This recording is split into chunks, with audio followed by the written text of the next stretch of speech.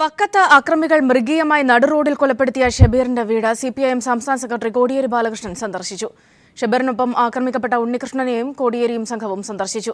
ആനതലവട്ടം Anandan, Attingal MLA Sathyan എന്നിവരും കോടിയേരിക്കൊപ്പം ഉണ്ടായിരുന്നു. കൊല്ലപ്പെട്ട ഷബീറിന്റെ കുടുംബത്തിന് 25 ലക്ഷം രൂപ സർക്കാർ അനുവദിക്കണമെന്ന് കോടിയേരി ആവശ്യപ്പെട്ടു. മനുഷ്യനെ സ്വൈര്യമായി നടക്കാൻ പോലും കഴിയാത്ത ഒരു സാഹചര്യം ഉണ്ടായിട്ടും അതിനൊന്നും തക്കമായതായ ഒരു ഇടപെടൽ നടത്താനോ അതൊരു ഗൗരവമായി കാണാനോ സർക്കാരിന് കഴിയുന്നില്ല.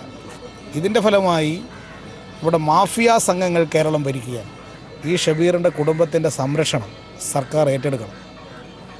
ആ കുടുംബത്തിൽ ഒരാൾക്കെങ്കിലും സർക്കാർ ജോലി കൊടുക്കണം.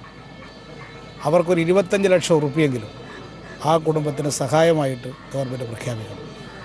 അങ്ങനെ ആ കുടുംബത്തിൻ്റെ സംരക്ഷണം സർക്കാർ ഏറ്റെടുക്കത്തക്ക വിധത്തിൽ ഇടപെടുന്നില്ലെങ്കിൽ നിരാലംബരായിട്ടുള്ള ഇത്തരം ആളുകൾ അവർക്ക് ഒരു പ്രതീക്ഷയുമില്ലാത്ത അവസ്ഥ വരും.